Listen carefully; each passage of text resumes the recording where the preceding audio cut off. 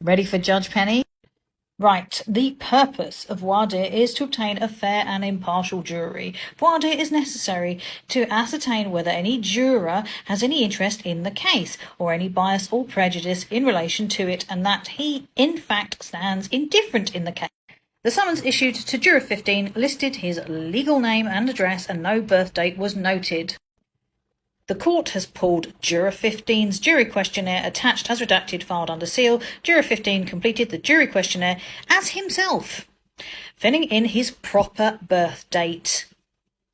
The information presented on the jury questionnaire matches information Juror 15 provided to the court. Juror 15 was vetted by the court on the record and met the statutory requirements for service. Parties also questioned the jury panel for a full day and informed the court that the jury panel was acceptable. Therefore, due process was guaranteed and provided to all parties in this litigation. Voir dire was conducted in a fair and impartial manner, with the court and both parties examining the potential jurors. There is no evidence of fraud or wrongdoing.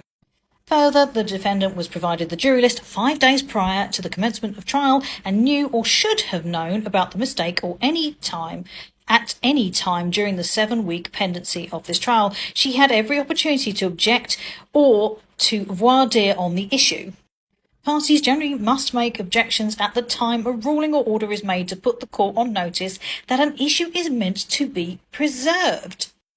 Despite defendant's assertion in footnote 9 of her motion, which clearly states any error in the information shown on such copy of the jury panel shall not be grounds for a mistrial or assignable an error on appeal.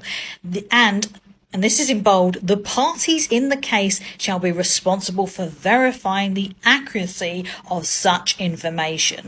Essentially, you guys are responsible for this. She goes on, consequently, defendant as well as plaintiff had an affirmative obligation to ensure the accuracy of the information provided for the jury panel. I love this bit. A party cannot wait until receiving an adverse verdict to object for the first time on an issue known since the beginning of the trial. The issue has been waived.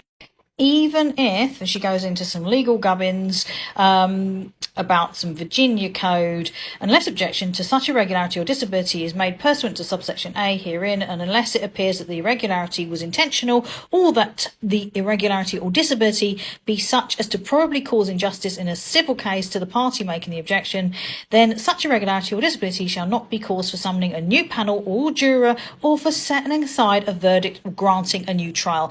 Effectively, you've got no case.